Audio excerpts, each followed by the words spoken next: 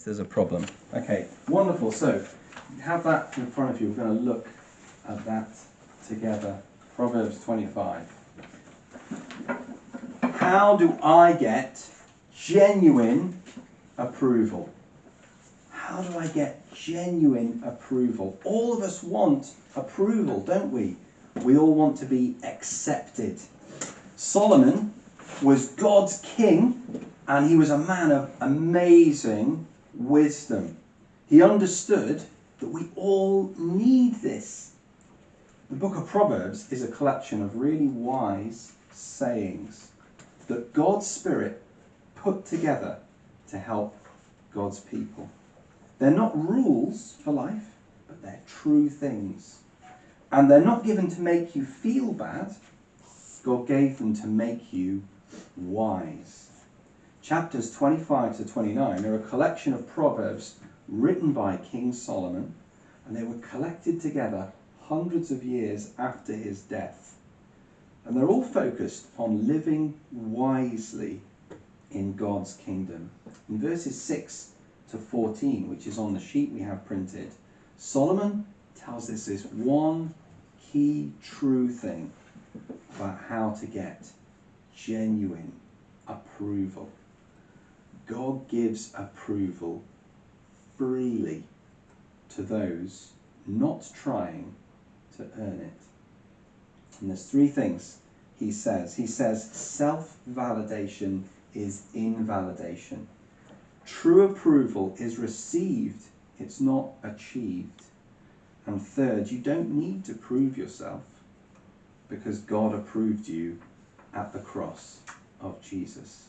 So first, self-validation is invalidation. In three different ways, Solomon puts his finger on ways that we try to get approval from other people. I'm going to read verse 6 again. See if you can see that, verse 6 on the other side of the sheet. Okay? He says, do not put yourself forward in the king's presence or stand in the place of the great. We all, naturally, don't we? We want to be noticed by important people. Can you think of an important person you'd love to see you and notice you? Yeah? We want to get noticed by them. We want to impress them somehow. But verses 7 and 8, Solomon then says this, what your eyes have seen, do not hastily bring into court. We all naturally know how to make use of other people's mistakes to push them down in order to raise ourselves up. Now, I bet you know how with your sisters, and you guys know how with your brothers, that you can make yourselves look good by explaining how someone else has done something bad. Yeah, you know how to do that, don't you? Okay? Verse 14, Solomon goes on. A man who boasts of a gift, he does not give. And we all naturally know how to make great promises with our words, don't we? That we can't deliver in practice. Now, everyone in this room does those things all the time. We seek self-validation by trying to get noticed, by putting other people down, and by promising things that we can't deliver. But self-validation is really invalidation. That's an irony that we're all familiar with.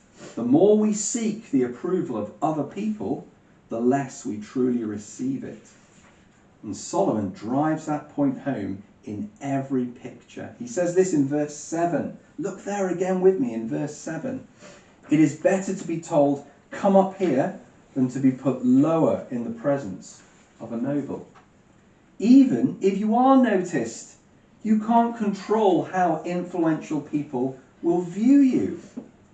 Verse 8, look at that now with me.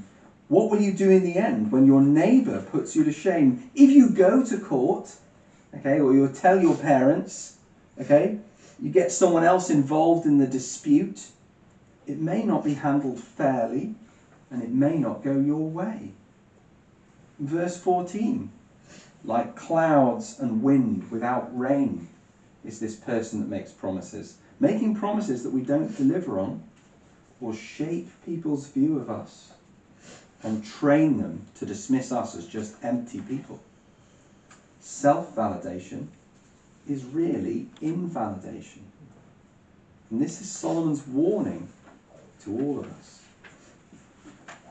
Self-validation, in using the Bible's language, we could describe it as self-worship. Self-validation, using theological language, we could describe it as self-righteousness. And Solomon is warning us that when we rely on self-righteousness to earn our own personal heaven, all we do is build our own personal hell. That's really all we do. We so often put ourselves forward, right, in subtle but self-demeaning ways, constantly highlighting your achievements and skills. I did this, or I'm good at this, justifying why you behaved in this way or didn't in that way. Curating your social media presence very carefully on your phone to make sure you come over in just the right way to people. Obsessing over how other people view you, constantly adjusting it. You and I do this all the time. All the time. But ironically, as we do so, people think less of us for doing it. And we take others to court to promote ourselves by diminishing other people all the time, pushing other people down to try and make ourselves go higher. Social media call-outs and virtue signalling. Look how gracious and kind I am because I'm not like you in some way. Gossip and group conversations, framed as advice or help, but really designed to highlight how we are better than other people. Drawing public comparisons or presentations. Well, if I were like this, then I would never. Unlike others, I am like this. We do this all the time because for a short time it works, but it does come back to bite us in the long run. And of course, all of us are experts in using words that eclipse our actions, and all of us have suffered as a result of this. Self-validation is invalidation. That's Solomon's first point, and Solomon is right in what he says. But despite our constant failure to overcome our need for self-sufficient approval, God is not waiting for you to fix yourself. He's not waiting for that to happen before he accepts you. Because of Solomon's second point, that's what he says. True approval is received. It is not achieved. That's the image that Solomon wants to place in your mind. In verse 7, he says it's better to be told, come up here. Approval comes not from proving yourself, not from someone seeing your true internal greatness that you've been waiting all your life to be noticed. It comes for no reason within you at all. The noble, he invites you up because the noble has chosen to invite you up. Because of his pure grace and kindness. Nothing more. That's why Solomon encourages the behaviour he does in verse 9.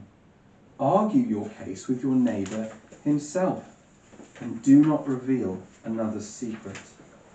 If you're already approved, there's no need to highlight other people's mistakes. You don't need to worry about proving yourself in one way or another. And so ironically, people who speak as though they're already approved speak in a way that is attractive and life-giving to other people. That's what Solomon is describing in verses 11 to 13. Let me read those verses again. Wouldn't you like to be like this person? A word fitly spoken is like apples of gold in a setting of silver. Like a gold ring or an ornament of gold is a wise reprover to a listening ear. Like the cold of snow in the time of harvest is a faithful messenger to those who send him.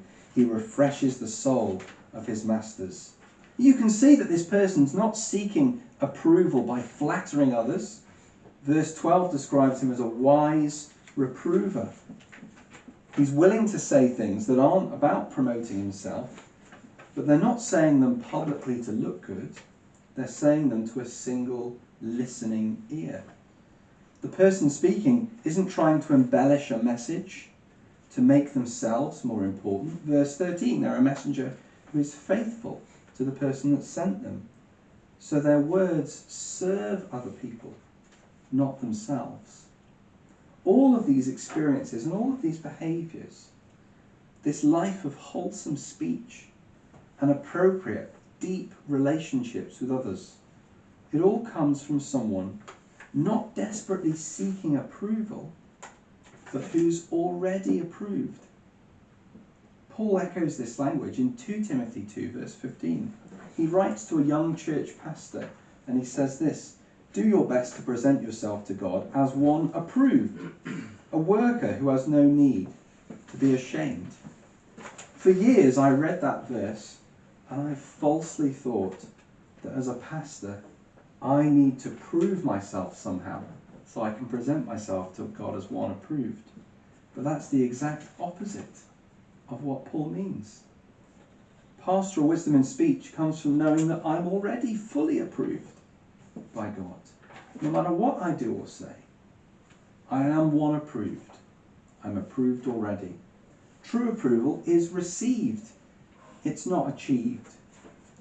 This is the point that Jesus fleshes out in his parable in Luke 14 that we heard read together. Remember what Jesus says in verse 10 of Luke 14. He says, "Go and sit in the lowest place, so that when your host comes, he may say to you, 'Friend, move up higher.' Then you will be honoured in the presence of all who sit at table with you." And he draws out this general point about God's approval in verse 11. "Everyone who exalts himself will be humbled, but he who humbles himself will be exalted." God gives you approval freely. You don't need to prove yourself. You don't need to put yourself forward. You can trust him to handle all of that for you. And once you get this, it transforms our lives. Because in Jesus, God gives you this promise. You don't need to prove yourself. God approved you at the cross. Amen. Here's what the Apostle Paul says in Romans 5, verse 10. He says, "While we were enemies, we were reconciled to God by the death of his Son. Before you had any faith," it's the line, "before you came to church, before you were willing to even think about God, Seth, before you'd even heard about Jesus, while you were still his enemy, at Jesus' death on the cross, God reconciled you. He made everything cool between you and him. When Jesus died, because he died, God gave you his approval." 2 Corinthians 10 verse 18, "It is not the one who commends himself who is approved, but the one the Lord commends." Before you had any idea who Jesus was, 2 Corinthians 5 verse 21 describes what God did for you in him on the cross. It says, "For our sake he made him to be sin, who knew no sin, so that in him we might become the righteousness of God." When God looks at you, all he sees is Jesus. And he's so proud of you. He's so happy. Yeah? All Jesus' perfection, all Jesus' righteousness, all Jesus' godliness. And God approves. You don't need to earn anything, because you don't need to prove yourself. God approved you at the cross. So how do I get genuine approval? Let's not be kind of stoic and false about this. All of us want approval, and all of us need approval. That's not a wrong thing. And as much as some people might pretend, it's not something that we can do without. Solomon was massively wise, really wise guy, and here's what he teaches. He teaches that self-validation is invalidation. We're all tempted to try and get approval by our self-righteousness, by putting ourselves forward, by putting other people down, right? By making promises that we can't follow through on. But true approval is received, it's not achieved. Approval is not something we can get for ourselves. It's something that comes to us from the outside as a free gift. And you don't need to prove yourself, because Jesus approved you at the cross. In Jesus, God approved you at the cross. God has given you his approval freely. You don't need to prove yourself. When God looks at you, he sees Jesus, and God approves. That's why you can speak and act with humility. You don't need to be noticed, because you know that God has already noticed you. You are free from comparing yourself to other people. You don't need to put others down to elevate yourself, because God has already elevated you in Jesus. You are incomparable because you're in Jesus. Your relationships, your work, your service can flow from God's approval, not the need to be recognized by other people. Because as Jesus promises, he who humbles himself will be exalted. You are already exalted, free from the need to get it. So go in that freedom today. Speak, act, and live as someone that God has already approved, justified, and lifted up in Jesus Christ. Thank you for listening. Amen. Okay, wonderful. We're going to